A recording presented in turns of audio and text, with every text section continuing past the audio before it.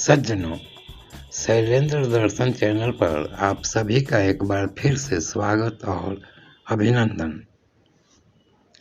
आज का चिंतन मनन का विषय है ईश्वर और उनका शाश्वत होना।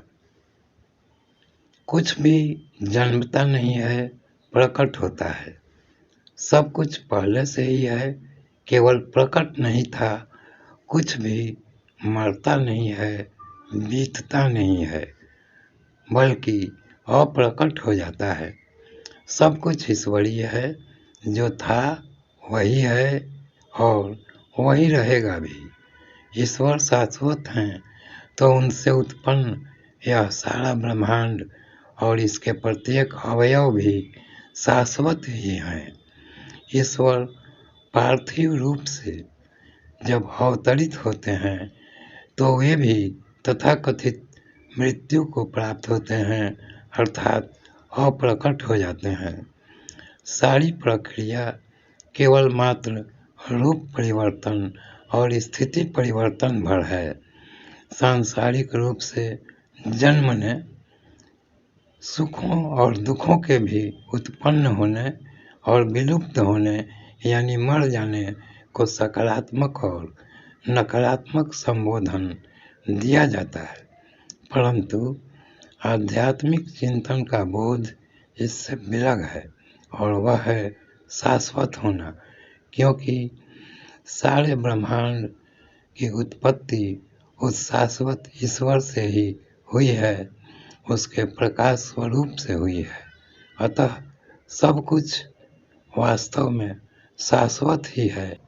सज्जनों, आइए एक दूसरे दार्शनिक चिंतन मनन पर गौर करते हैं।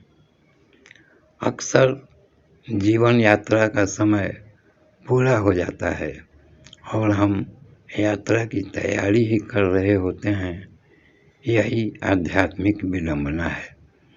दिखाई देती नश्वरता आकर्षित किए रहती है और अनुभव होती ईश्वरीय शाश्वतता अपने आकर्षण में विफल हुई रहती है।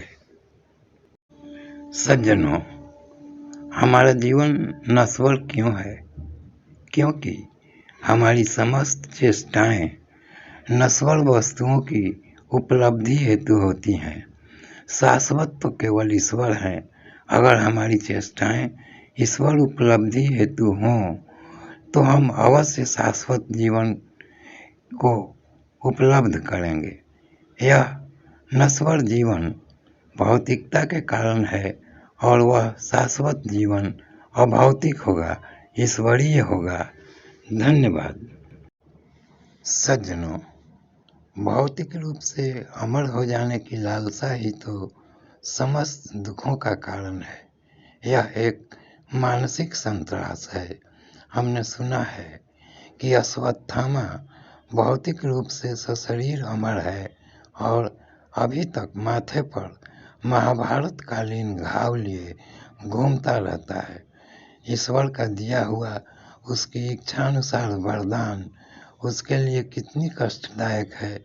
अब तो उसकी मुक्ति भी केवल ईश्वर के ही अधीन है। हम सब अपनी इच्छाओं में अश्वत्थामा बने हुए हैं, क्योंकि हम मनमुखी वृत्तियों से ग्रस्त हैं।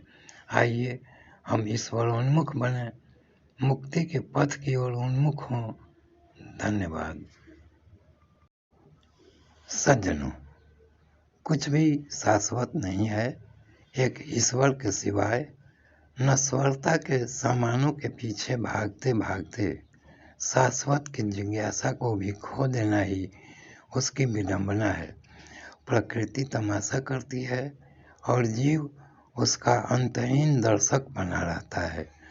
स्वयं के नष्ट हो जाने तक जीवन के समग्र क्रियाकलाप ईश्वर अनुसंधान संबंधित क्रियाकलापों के सामने वस्तुतः मूल्यहीन है।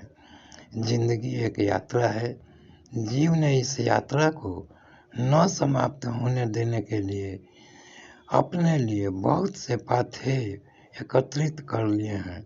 उन्हें त्यागना कठिन है, जैसे आजकल कुछ संपन्न लोग कैंपर वैन बनाकर यायावर बने घूमते रहते हैं और जीवन के परंपरागत तौर तरीकों से अलग किसी काल्पनिक संसार में जीने लगते हैं। फिर तो जब तक कैंपर वैन पूरी तरह अचल न हो जाए तब तक घर लौटना नहीं चाहते। यही हालत जीव की होती है।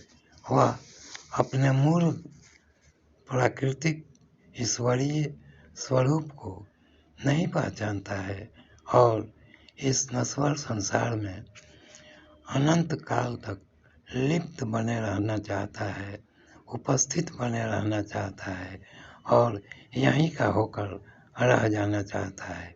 इसी को वह अमर होना भी समझता है। धन्यवाद। सज्जनों, शैलेंद्र दर्शन चैनल पर परंपरागत ढंग से वीडियो बनाते बनाते एक विचार आया कि दार्शनिक विचारों को थोड़ा अलग हटकर लाइव न बनाकर सिर्फ विचारों को प्रस्तुत किया जाए। तो इस हेतु से हमने आज एक प्रयास किया है जिसमें मैं कैमरे के सामने उपस्थित होकर अपना दार्शनिक वक्तव्य नहीं देते हुए सिर्फ एक चित्र लगाकर मैंने अपने विचारों को रखने का प्रयास किया है। आशा करते हैं मेरा यह प्रयास आप लोगों को पहले की तरह ही पसंद आएगा। हालांकि यह मैं जानता हूँ कि इस विषय के कदरदान बहुत कम है। दर्शन शास्त्र वैसे भी आम जनों की रुचि का विषय बहुत कम रहता है। हालांकि आज के आधुनिक दौर में और सोशल मीडिया के उपलब्ध रहने के कारण बहुत से लोगों की रुचि और पहुंच आध्यात्मिक क्षेत्र में भी बढ़ी है। तो आशा करते हैं मेरा यह प्रयास आप सबसे समादृत होगा और आपके कमेंट्स में इसकी प्रतिक्रिया जानने को मैं उत्सुक रहूँगा। धन्यवाद। फिर मिलेंगे अगले वीडियो में इसी प्रकार किसी धार्मिक, आर्थिक, मांत्रिक या ईश्वर अनुसंधान संबंधी चर्चा विमर्श के साथ। धन्यवाद।